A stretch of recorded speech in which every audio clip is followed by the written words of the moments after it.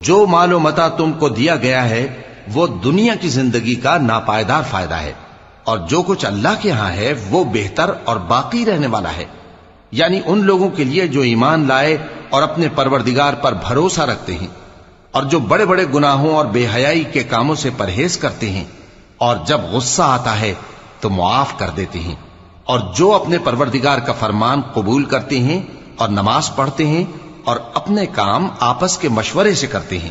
اور جو مال ہم نے ان کو عطا فرمایا ہے اس میں سے خرچ کرتی ہیں، اور جو ایسے ہیں کہ جب ان پر ظلم و زیادتی ہو تو مناسب طریقے سے بدلہ بھی لیتی ہیں، اور برائی کا بدلہ تو اسی طرح کی برائی ہے، مگر جو درگزر کرے اور معاملے کو درست کر دے